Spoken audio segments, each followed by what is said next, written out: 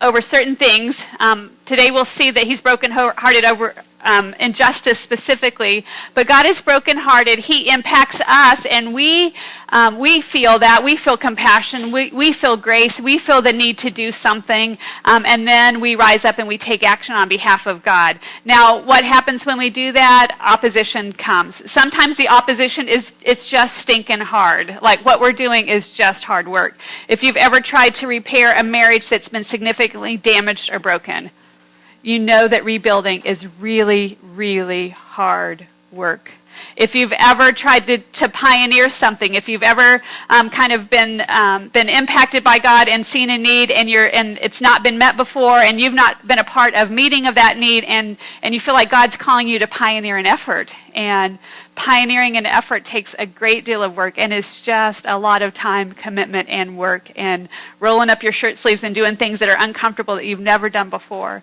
I was talking to a friend of mine who, in the last year, did an international adoption, and they didn't think it was going to be easy, but just confirming over and over and over again, this is so hard day in and day out. It's hard.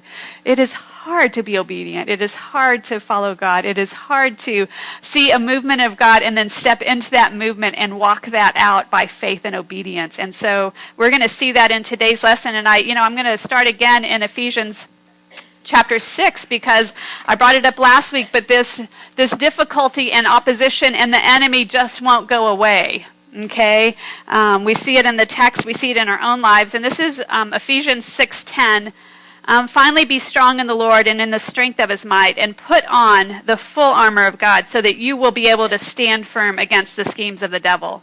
For our struggle is not against flesh and blood, but against rulers and against powers, against the world forces of this darkness, against the spiritual forces of wickedness in the heavenly places. Therefore, take up the full armor of God, so that we will be able to resist in the evil day, and having done so, to stand firm.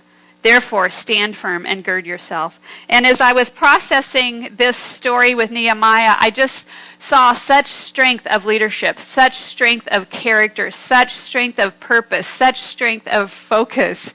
And, I don't necessarily consider myself a strong person. I'm kind of a recovering hermit, as you were. I don't necessarily think of myself in that. So for many years, I would be invited to participate in some type of leadership experience, and I would say, but you know what? I'm not that type of person. I'm not that type of leader. I'm not that strong person that leads people. And so for me to be able to see what strength looks like, what integrity looks like, and what singularly focusedness looked like was so beneficial to me this week. And so we're going to take a look at that. But first of all, Nehemiah stood firm in the face of injustice. I think I shared this in the evening class the very first week, but I don't know that I shared it here. I don't necessarily want to take a hard look at injustice. I sometimes will take a glancing look, but I don't necessarily want to take a hard look at injustice. And I have two fears when I try to take a look at injustice. One, I fear that I won't be able to do anything. You have that fear, like you're going to see something that requires attention, something that is unjust, something that even angers you. And we saw Nehemiah, he wasn't just angry, he was very angry, to the point that he had to consult with himself. Have you ever consulted with yourself? Like been so emotionally upset and angry that you had to kind of talk yourself off of the ledge and talk yourself down and say, okay, I have to process this with God. I have to pray about this. I have to talk myself down emotionally because I am really riled up about this. And he was obviously riled up because God's glory was at stake. God's glory was at stake because these were his people, and not only had the enemies done unjust things to his people, but now his own people were acting unjustly toward his own people. And so God's glory was at stake. And so we see Nehemiah stand firm in that. And for me, that's been a lesson of leadership. That's been a lesson of me being willing to go out of some comfortable place in order to see injustice, because I just want to glance at it because I'm afraid I'm going to see too much and not be able to do anything about it. Okay? That's my first fear. You know what my second fear is? That I'll be asked to do something about it. Either one of those like scares me to death, that it'll be too overwhelming and I'll not have the resources, whatever is required to set justice straight again, that I'll lack that and I'll be able to do nothing. But then I'm also concerned that if I look at injustice, God will impact my heart. He will allow that to break me, and then that I will need to and be called on to step up and take action on his behalf. And so once again, I'm praying that, Lord, especially if there, and I'm not talking necessarily about worldwide injustices, because I know there's human trafficking, and I know there's all kinds of injustices out there, especially to women and especially to children. But let's not start there. Let's just start in our own little world, where we see someone that doesn't have a voice. We see someone that needs an advocate. We see someone that is vulnerable and perhaps can't take care of themselves. The elderly, Let's start there. And let's look at that injustice, someone who can't provide, who is vulnerable to attack, who isn't able to stand firm in their own strength, and let's be the ones who stand in the gap for them. Because Nehemiah stood firm in the face of injustice. Nehemiah also stood firm in the face of opposition. You know what? These guys just won't go away, right? Sanballat, Tobiah, those guys are continuing to hound him. And we see in chapter 6, we see them kind of ratchet it up a little bit and even invite him to a peace summit on the plains of Ono. And I have to say this because Nehemiah said, oh no, I won't go. I had to do that just in honor of Kristen because she inspires me to be quirky. But he stood in the face of that, and obviously Nehemiah continued to be prayed up. We saw in chapter 1 how he prayed through and processed this need with God. It's obvious that we see these arrow prayers going back up to God when Nehemiah faces a situation, and he'll turn to God in that. But it's obviously that Nehemiah continued to be prayed up as he stepped into the movement of God, because he had the discernment to know when opposition was of the enemy, and when it was a distraction away from God's work, and when it was threatening the work of God. I pray for that discernment. The enemy would like nothing more than, as we step out in faith and obedience, and we step up to meet needs, and we step up to take action on behalf of God, the enemy would like to do nothing more than to send opposition that the work of God might be halted. And to have the discernment. And, he says basically in verse 3, I'm doing a great work here and I cannot come down. I love that. I'm doing a great work here and I cannot come down. I don't have time for opposition. I don't have time for your roadblocks. I don't have time for you to hinder the work of God. I am so singularly focused that I'm going to remain on the wall. I picture him like on a piece of scaffolding, like at an upper part of the wall, with a brick in one hand and mortar in the other, and placing brick upon brick upon brick upon brick. And he's saying, I'm doing important work up here on the wall, and I will not come down. What priorities has God put in our lives that we need that same level of single focusedness? What call has he put on? What movement has he moved in and invited us to become a part of? And he needs to tell us, Janet, I need you to be singularly focused on this. Don't take your eyes off of the movement of God. And especially don't allow the enemy, don't allow opposition to draw your focus away from this. I'm called by God to have a singular focus on my marriage and on my family and on my home. And I can't let my guard down there. I can't look to the right or the left. And especially because we profess Christ, especially that's an area where the enemy will want to attack. That's especially where the enemy would want to cast doubt and discouragement and to cast division in that. And to be singularly focused in that relationship and say, no, enemy, you're not going to get this. You're not going to get my home. You're not going to get my marriage. I will be undeterred in my focus on my marriage and my kids and my home. You cannot have it, and I will not give it up. And I will stand firm against you and any opposition that comes my way. Personally, I have a call in my life to teach and lead the women of Atascadero Bible Church. And there's lots of things that come in that want to compete with that want to distract me away from that primary call on my life. Really good things, really important things, really necessary things. And just like you, it's a constant battle to say, Lord, what is a distraction and what is not a distraction? What is of you and what is a distraction that would actually hinder your work in my life and in the call that you've put on my life? And just learning to say no to those distractions. And then Nehemiah stood firm in the face of the impossible.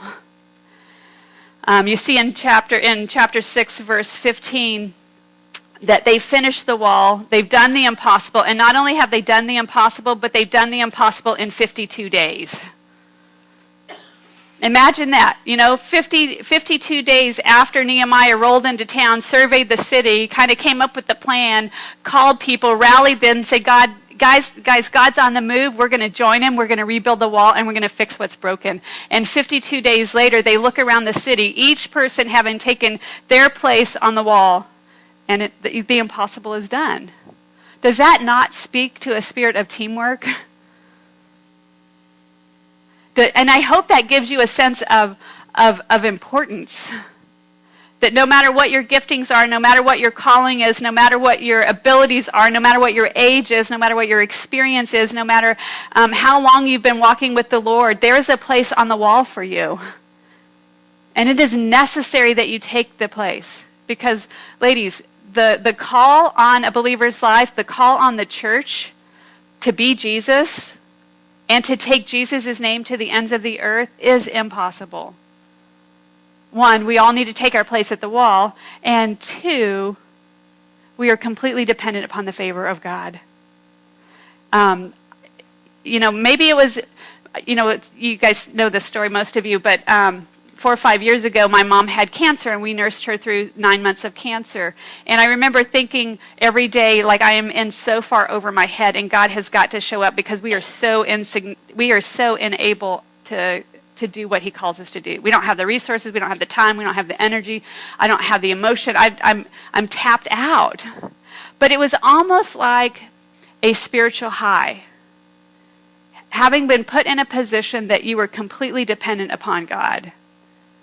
And I remember after my mom passed away thinking, I don't want to go back to safe. I don't want to, well, maybe for a day or two. Like, I want to take a really long nap, but after I get up from that really long nap, I don't want to go back to living in a place in my life where I got it, like where I can handle it, where I'm not daily in need of God, and I don't attempt something so far beyond myself that I know and everybody else around me knows if we're successful in that, it has to be God because it can't be her. The first time I planned a women's event, a girlfriend of mine attended, and it went so well. It was so administratively well done. And if you know me, that is not my gift. I'm like, I don't even make a list. Like, our family, we went on a mission trip to India several years ago, and I didn't even make a list. I'm like, oh, just put stuff in a suitcase and just grab your passports. Make sure that's the one thing on my list, right? So I'm not administrative at all, okay? I've learned, people come around me, but she literally sat there in the middle of that conference and said, who was in charge of this?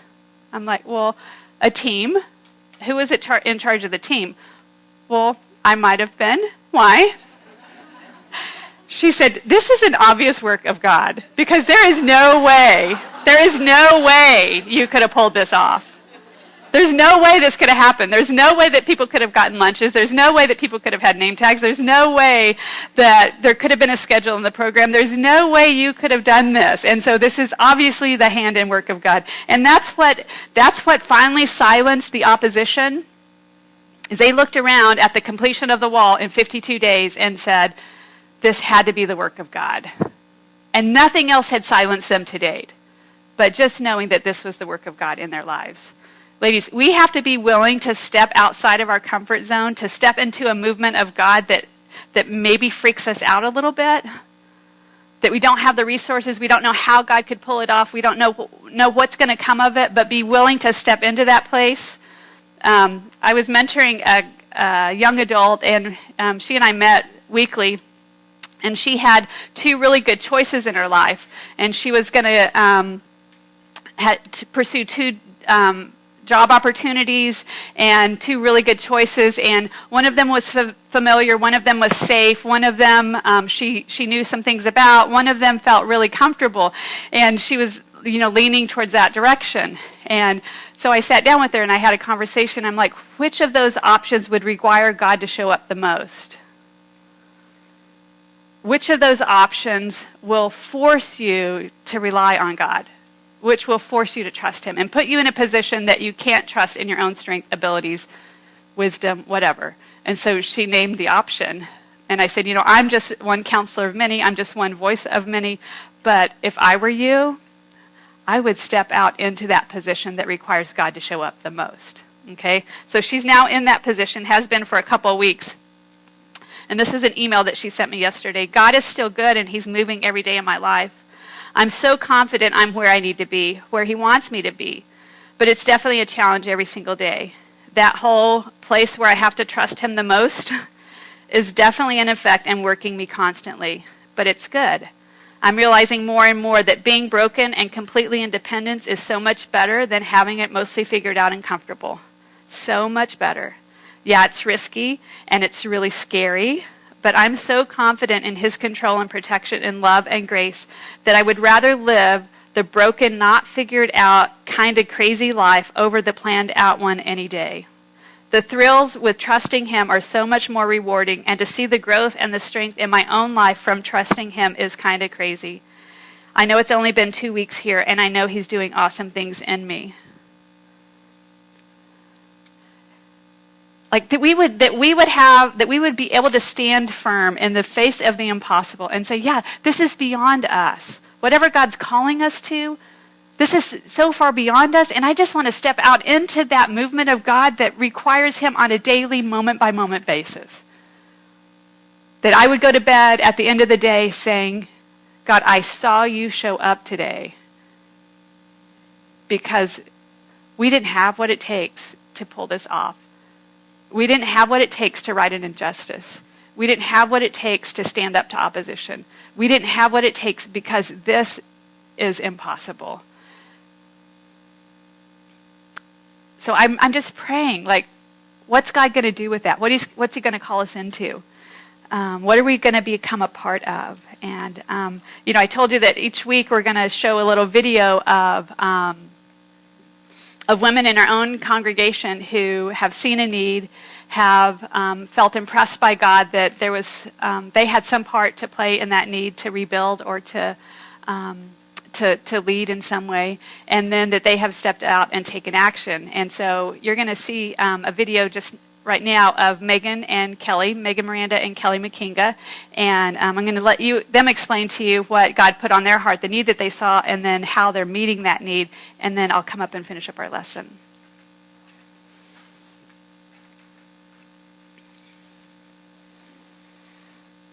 Hi, my name is Megan Miranda. And I'm Kelly McKinga. And we just want to share a little bit of our ministry journey with you over the last several years. We took a trip up north to visit our sister about 7 years ago, and that happened to be the weekend also that I found out I was pregnant with my second. And we didn't know yet, but Kelly would find out 3 months later that she was pregnant with her third. So we were in the season of having babies, and all young moms know that life revolves around getting your babies to sleep and eat and all of that. And we just had a plan, and we kind of knew what we were doing, and it worked out, and we had a fair amount of peace in our homes, and we're able to share that with some other moms. And we started having moms ask us, gosh, how do you do that, or what does that look like? And so without us really knowing it, this big need arose, and we weren't really sure what we should do about it, other than we felt God just putting it on our hearts that, well, we could just open up our home. There's a lot of moms in our season right now that are having babies, and so maybe they'd want to come and hang out, and we could just talk about it and hash it out and ask questions. And we were sort of overwhelmed by how many moms really wanted that and how much of a need that was. So we just started that journey, and we welcomed moms into our home, and we talked with them and prayed with them, and that became Baby Proof. So that was a group that we started, and stands for Parents Relying on Our Father. And that's really what Kelly and I did. We sort of relied on God to take this desire in our hearts and try and meet the needs of the moms that we were hanging out with. And so from that desire that God placed on our hearts, something that we didn't think was a huge deal, it was just where we were at in life, and we wanted to be able to sleep at night. So and we just kind of dove into God's Word to try and see if this really was part of God's plan, and how He could use something as simple as how to train our babies to sleep through the night, and when to eat, and all that kind of stuff. And it just began a journey of us learning to be transparent with a group of gals that sometimes we knew them and sometimes we had no idea who they were. Some were Christians and some were not. They didn't know Jesus at all. And it just became a way that we could encourage them also in their own connectivity with other gals. We had our own relationship as sisters and our other sisters and close friends, but a lot of gals didn't have that. And so we just were able to see God grow this time for the women in our church, and also gals that even weren't at our church. And we started to see great fruit from that. They would call us up and, oh my goodness, you'll never believe what happened. And it sort of, the word spread and more moms got involved, and then those babies grew into toddlers and there was a new need. And so we didn't really know what that would look like, but then got a call from Janet a few years ago just asking, hey, what do you think about this? It was a new ministry idea, and at first we just thought, I don't know, it was a Moses moment and we didn't feel qualified or adequate or like we had the words for it. So, but we decided, okay, God, clearly this is a desire that we have to minister to young moms, and clearly there is a need. So we'll just pick up our shovels and see what we can do about helping rebuild that wall. So we joined Janet and Gail, and that's how Mom to Mom came about. And it's been a really fun journey in the last few years, and come a really long way, and has really ministered to a lot of young women, them and then us as well. It's been a great blessing. So that's been our journey.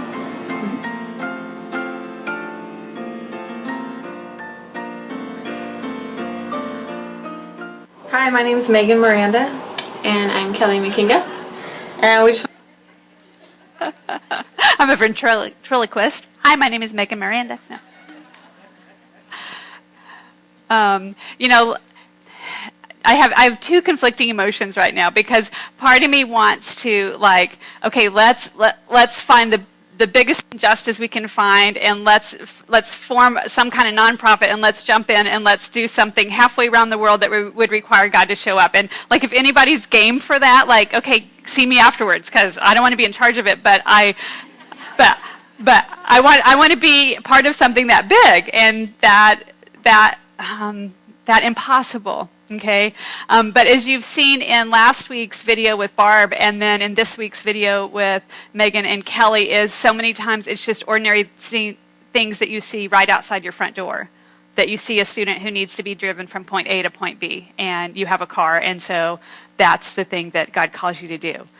Megan and Kelly just saw a need in their own lives. They saw a need in other women's lives, and they just stepped into that movement of God, and then God blessed it, and He caused it to prosper, and He's caused it to grow. And so now it's a whole ministry here at ABC that other women get to be a part of. And a woman who was part of ABC, she moved down south to South County, and she started a Mom to Mom down there. And she's like, I hope you don't mind, but I stole everything that you guys did. And so now there's a Mom to Mom down there at a church that she's a part of now. And so that God's caused that ministry to grow and prosper. But it just started out with seeing a need and being willing to meet that. And, as I was praying through last week's lesson on the fact that there were low points in the wall, there were spots that he had to put extra guards on, because there were low spots. That was the place they were most vulnerable to attack. And that was where the enemy was going to gain the most ground. That it was vulnerable, and if we didn't shore that up, that there would be defeat in the work of God, that the work of God would stop, because there was a low point on the wall. So I began praying through my own life, Lord, where are the low spots in my marriage? Where are the low spots in my home? Where are the low spots in my life? Where am I most vulnerable to the attack of opposition and the attack of the enemy? And so God shared some of those things with me. And then I turned my attention to the ministry here at ABC, and I said, Lord, where are the low spots? Where's our greatest need? Where are we most vulnerable to attack? Where is the spot that the enemy just won't stop at? And he's determined to get victory in that, and he is determined to stop the work and movement of God. Where is that in Women's Ministry ABC? And I looked at so many things that we are more than able to do. You know, we have a road trip. We have a team of women that they are more than able to do that. And we capped it at 40, and we reached our max, and we had to tell women, sorry, you'll have to wait on the next road trip because we're full. So many times we have more than enough resources for what we need. But as I prayed over, Lord, where's the low spot on our wall? You know what he said? Childcare. Childcare. That's where the enemy is constantly assailing us. That's where the enemy is crouching at our door saying, I want to stop the work and the movement of God. And I see a gap, I see a hole, I see a wall that's low, and the enemy, week after week, month after month, from mom to mom, attacks there. And as I was praying through that, I said, Lord, that's our weak spot. That's our most vulnerable spot. That's where every year, every month, in fact, I'm thinking, oh my gosh, we cannot do this again next week. We have over 65 kids registered for childcare on Thursday morning that will be here at 9 o'clock, and this is me and Sandy on mom to mom. Oh yeah, because that represents like probably 80 young moms that will meet on campus here, and will be mentored, will be encouraged, and I'll let Kimberly share that in a minute. But our low spot is that those nurseries and that childcare issue that we have. And what I began to pray is for the equivalent of 10 women to take their place on the wall, to see the vision and the purpose behind Mom to Mom, to see that it is a movement of God, to see that it is an outreach ministry, and to be willing to say, you know what, it's less than 20 hours between now and next May. That's the area of our greatest need. That's the spot that the enemy's going to attack, and he so much wants to shut this ministry down. He so much wants to defeat the movement of God and the work of God. And I'm praying that the equivalent of 10 women would say, you know what, I'm going to stand in the gap. I'm going to stand in the gap. And I'm going to commit to investing in those young kids. Their moms are off being ministered to. I'm going to minister to these young kids, and I'm going to stand in the gap, and I'm going to stand against the opposition. I'm going to stand against the enemy and say, no, you will not have this ministry. You will not have these moms. You will not have these homes. And I'm going to stand in the gap in order to make sure that that happens.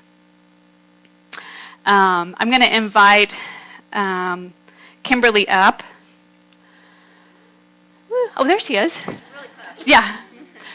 Because part of what I wanted to do is I wanted to share the vision of the ministry with you so that you understood what Mom to Mom was, and Kimberly's going to help us understand that so that you'll know. And I'm just praying that God impacts your heart in such a way that you would want to respond to the need that we have. So take it away.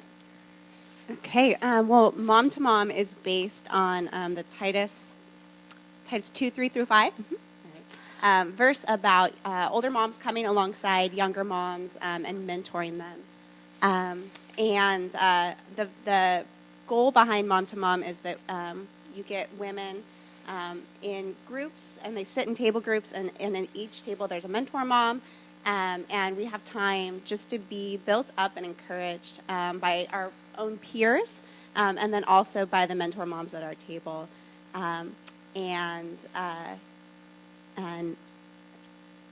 Okay, so this is the Titus 2-3 verse. If you can go to the next slide, Dory, that would be great. And so it provides biblical-based instruction, practical advice, and heartfelt encouragement for today's busy moms. And then the next slide shows a picture, and this is what our room looked like on the first week of the month. And then during that time, every month, Like I said, there's the time together around the table just to be encouraged, and then also we got to sit under teaching from Janet. And so she gives different talks every month about marriage or about raising our kids to be obedient and teaching them up in the Lord. We learn about organization and just different things that are really practical and really applicable to us as young moms. And it's also a place for the young moms to connect and learn from one another. It's really isolating, and I think a lot of you have been there before, but just being home all day with your kids, we can feel so isolated, and it just gets really overwhelming. And so being at Mom to Mom is just an opportunity for us to listen to other girls and to help us realize, gosh, we're not alone in this season of our life. And it meets spiritual needs, encouraging us spiritually, personally spiritually, and then also helping us to be mothers that teach our kids biblical truths in our homes, practical needs, like I mentioned, about marriage and about organization, time management, all those things, emotional needs, just in feeling like we're not alone in this battle, and relational needs, building relationships through this ministry. So I have a couple different pictures. This is my group and my mentor mom, and so every month we get together and do little play dates. And this ministry, like so many ministries at ABC, Megan and my mom and Kelly and Meg and Janet started it with this intent of helping Christian women be great moms. But what it has kind of organically grown into is this outreach. And it's awesome to see it's just a really easy environment to invite non-Christian women to come to. I've invited a lot of different non-Christian girls, and it's so non-threatening. It's a monthly group, low commitment, there's childcare, and non-Christian women are coming, and they're seeing this need. In my group alone, I think there's 2 ABC girls and 4 non-ABC girls who are either new to our church or who are not Christians.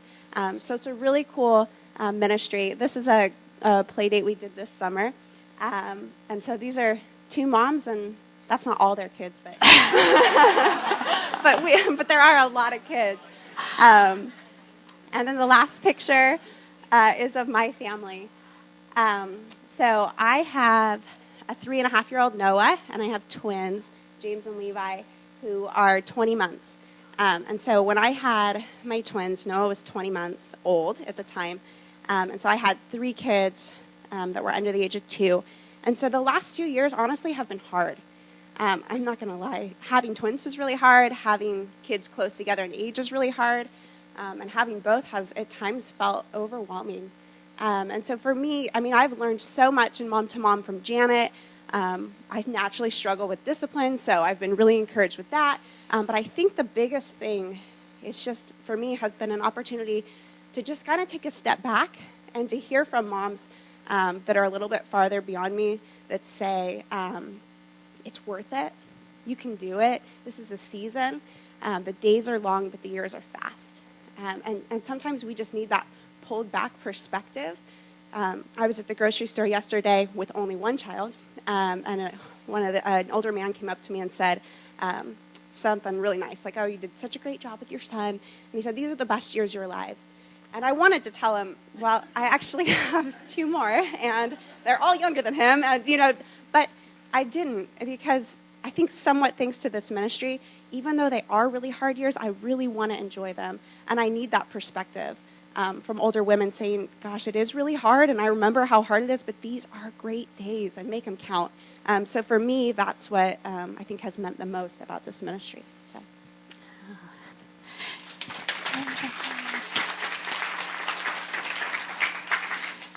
And you can see over on the page or on the table there, last month when we met, we asked the moms to bring pictures. So some of them were able to do that. Some of them will bring them this Thursday.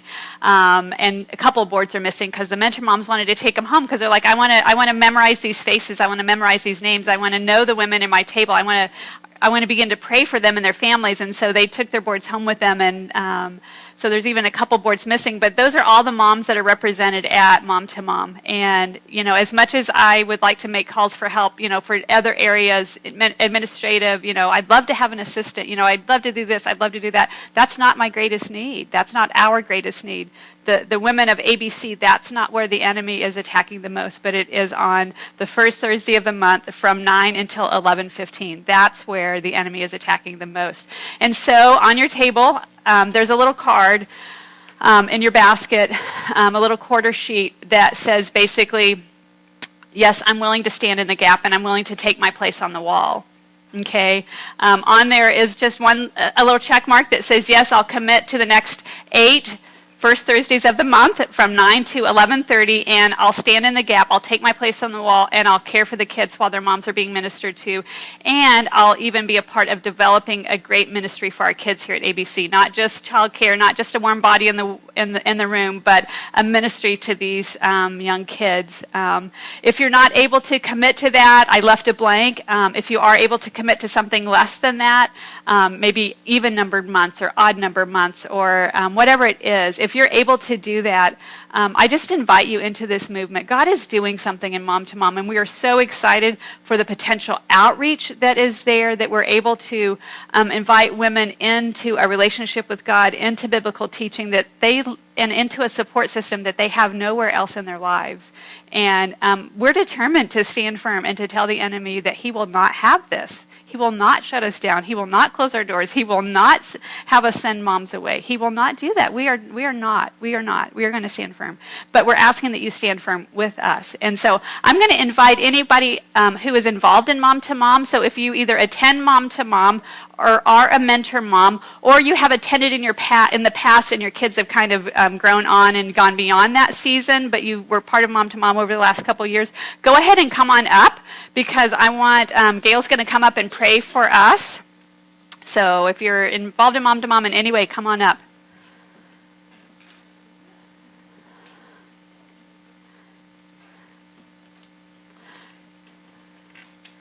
So you guys are our preferred line of defense, okay? Because when we have our nurseries adequately covered, okay, all of these women get to stay in their classes, okay? When I don't have the child care providers that I need, and when there's not people there to staff those nurseries, then I begin pulling these women. And, I don't mind pulling them on Tuesday morning, because we meet every Tuesday, and if you miss one Tuesday, oh well. But if I pull them from Mom to Mom, it's 8 weeks between the time that they have an opportunity to be encouraged and to receive mentoring and training. Also, I'll pull mentor moms off of their tables and say, hey, listen, we need 3 mentor moms in the nurseries today. And so it kind of leaves their table group kind of mentorless, as you will, because we have such significant needs in the nurseries. And so I'm just asking that you would prayerfully consider that, and if that's something that you can do, that you can stand in the gap, that you can take your place on the wall so that this ministry gets to continue and happen. It would be such a blessing and such a victory that we could just absolutely shut the enemy down. Yes, absolutely. Mm-hmm. Yeah, you should be a Mom to Mom, though. You should be a Mom to Mom with us, though. Yeah. Uh-huh. Mm-hmm. There is a class, there's a risk training class, so long-term, we need you to have that risk training. Short-term, there's some paperwork for you to fill out, and Kyle was going to bring that for me. You can check with Sandy at the child care desk, but like for instance, like we have a need Thursday that everybody had to confirm their child care needs, and I turned that into Sandy this morning, and she had like this deer in headlight look, So if you can do this Thursday, that would be great. And then after that, we'll make sure everybody gets risk trained, and that that they train you in the classrooms and all of that. But our need for this Thursday is even so much so that we need help there. Yeah, and if you've ever filled out your risk training, you've ever had risk training, or you've ever served in child care, then you're good. Yeah, fill out that card, put your name and your number on there, and indicate that you're available this Thursday, and Sandy will give you a call and staff that. You know what? Turn them in to the table over here. I'll just empty one of those baskets and turn those cards into that basket. Did you have a question? Right. Yeah, so we'll make sure don't worry if you're a mom and you have kids in there. There are risk trained people in the room, but long term That's right. So anyway, but I just wanted to share this need with you guys. This isn't traveling halfway around the world. This isn't, but it's such a huge need that it is impossible for us to meet. It is impossible for us to meet, and we need you to take your place at the wall. So I'm just going to invite Gail up to pray over the ministry, and then we'll be dismissed. God, we just thank you for how you have brought this ministry about at ABC, just really placed it as a burden on several of our hearts, just for the need to encourage young moms.